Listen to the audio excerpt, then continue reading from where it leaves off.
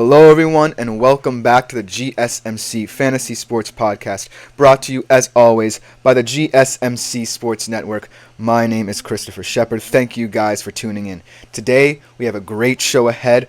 For the first time in the history of the GSMC Fantasy Sports Podcast, we have some special guests from the podcast network joining me for the first two segments of today's show, so it should be very, very exciting. I'm grateful to have these guys on this show to talk some fantasy sports. But before we get into that, I do want to ask that you like, follow, and subscribe to the show. We get a lot of tips and donations, so if you do feel so inclined,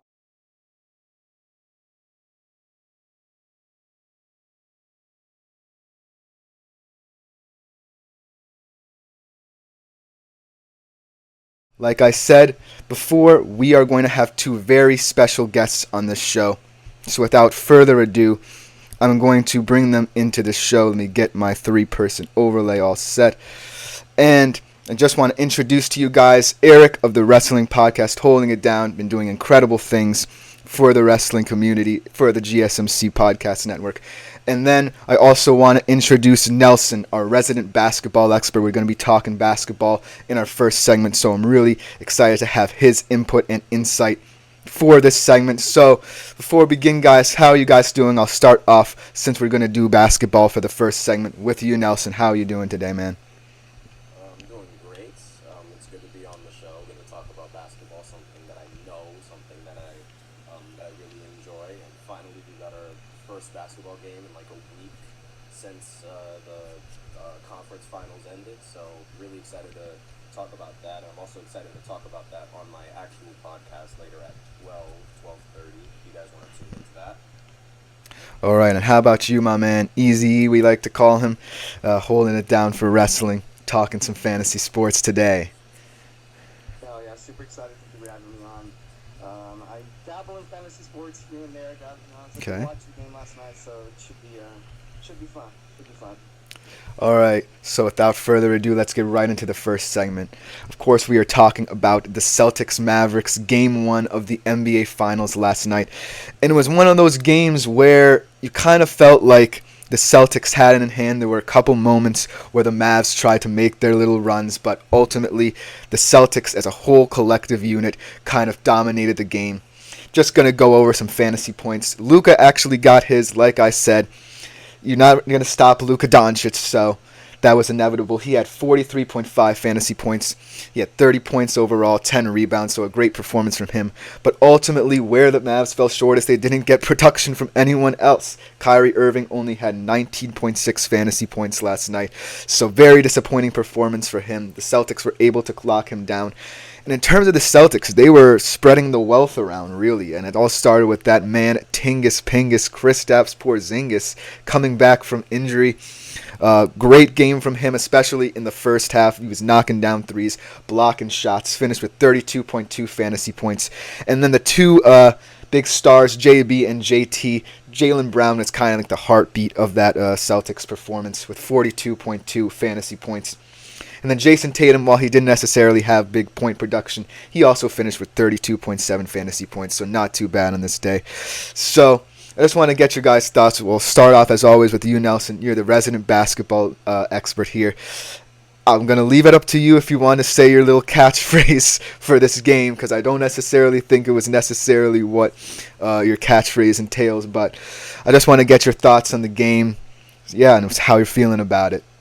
I don't even say that when I'm live on my podcast. I think it's like, because I felt like it was one of those words where it's like inappropriate or something like that, and you get in trouble. So I don't say that on when I'm actually on the podcast. But yeah, it was felt like they was giving them the business. Like they were like, I understand the game. It wasn't close throughout the entire the whole time, but in the end of the day, I sort of knew that once the Celtics had it, they had it. And the Mavericks, they are a really good closing team, but it's like that scoring that the Celtics broke out with, it was ultimately what decided the outcome of the game. They won the game basically just right after that first quarter, in my opinion. Yeah. How about you, Eric? I know you kind of dabble a little bit in basketball. We've talked about it in the past. Kind of want to hear your thoughts on this one as well.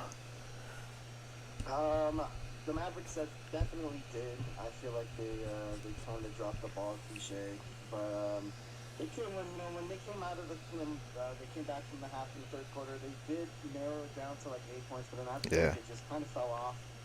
And it was kind of crazy, because they were kind of known for their defense. I think they're ranked in number 2 in the NBA. Don't quote me on that, but yeah, they have really good defense. But I don't know, there's just something special about this Boston Celtics team. Yeah. And I gotta be honest, I did pick the Mavs in 6, but after watching last night, I was like, oh god, what's going on? Yeah. Something might happen. It is. Some Boston magic, but these guys are talented players in Tatum and Brown. And you have a lot of role players that are doing that. We needed Kristaps Porzingis to kind of step up and be the guy, and he did. Yeah, man, it was just an overall team effort. That was what I thought of last night's performance. You had KP coming back from injury, the big question mark surrounding his health. And then you had a guy in Jaylen Brown who just, while not necessarily scoring a lot of points, he definitely helped in terms of both offensively and defensively, as we can see reflected in his fantasy stats. But the big question mark, where was Kyrie in this game? I know that when we talk about Dallas, we always have to talk about both Luka and Kyrie. Obviously, Luka gets more of the headlines, but Kyrie is still a big part of why they're here. He was really dominant.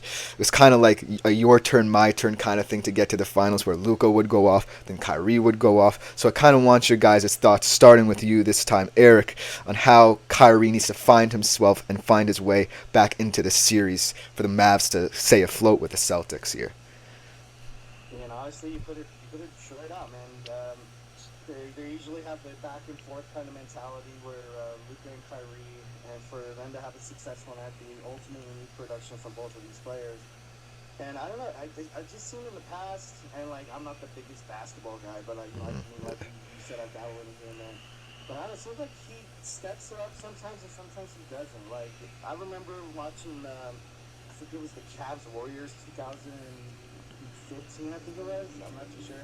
When LeBron James won the championship in Cleveland, like that's when he finally stepped it up. And once when he did, like they just seemed unstoppable. They were able to beat down that incredible Warriors team of Klay Thompson, Draymond Green, and Steph Curry. So I think for him to kind of help out the Mavs, he just needs to take it one game at a time, 1 minute at a time. Actually, it's kind of minimize it. He needs to just go out there, trust his shot. I saw problems with his confidence, like when he was shooting and stuff like that. Didn't have the same swagger. So, I don't know, he just needs to go in, completely, fully believing in himself. And I feel like he's going to be able to help Luka, because Luka can't, although he's very gifted, he can't do it by himself. He can't. So, Kyrie, you got to step it up, my guy. Yeah, how about you, Nelson? Was it a rowdy home crowd there? Kind of. Oh, yeah. He took 19 shots and ended with 12 points, and that's the story. Every single three-pointer that he took, he just got to put the ball in the hoop. Kyrie, he's used to making these really tough shots on really competent defenders, and obviously, like, Drew and Derek White, they are both competent defenders. Like, this feels like, I don't want to say it's, like, simple, because it's really not, but Kyrie, he makes it look so simple when he plays, and it's like, you just got to put the ball in the hoop. You're specializing in taking all these difficult shots, and you got to make them. And if they're not falling, then maybe look for better shots, because like obviously it's going to be really difficult to hit those shots when you have such competent perimeter defenders on you 24/7. Yeah, man. And before we go to break, I just want to highlight some of the stats that were kind of worrying for the Mavs. Only 9 assists in the entire game. That's the lowest total for them this postseason.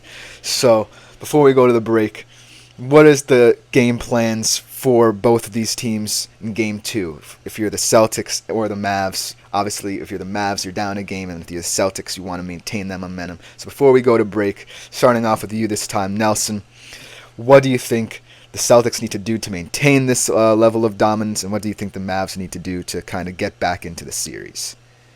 Pray that Kyrie doesn't figure out how to put the ball in the hoop. And if you're the Mavs, then what we have to do there? Pray that Kyrie figures out how to put the ball in the hoop. All right, simple man. I'm gonna keep it simple. Simple man, yes. All right, Easy, going to you to close this segment out, man. What's your thoughts on this? Boston just needs to stay aggressive, doing what you're doing. You can let Luka get his to a certain extent. But just kind of keen defenders all around him. And if you're Dallas, you should probably have Brown shoot more, and just kind of, because in my opinion, because I know Jason Tatum isn't the best 3-point shooter, try to push him out of the perimeter. Don't let him bully ball his way in. But so that would be probably mine. Be like, let's kind of ease off Brown and play a little bit. No, ease off Tatum and put a little bit more on Brown, because he said Brown had a bunch of assists. And assists are just, I don't know. I think they're you find the open guy for the best possible point in your basketball shot. So honestly, if you're Dallas, just be patient, key in on Jaylen Brown. Yeah, man, that's a great point. But that should just about do it for this segment of today's show. Fantastic talking with these guys, as always, getting their input instead of just me rambling on for a couple of segments. So just nice to have different voices on the show. But when we come back, we'll be transitioning from basketball to hockey. I know these guys are not the biggest hockey fans, but I'm going to test their hockey knowledge and talking about the breakout fantasy hockey stars of this season. So we will be right back with this segment right away. I feel like I'm losing my mind. Is everybody in the world blind? Please, Lord, give me a sign, a sign.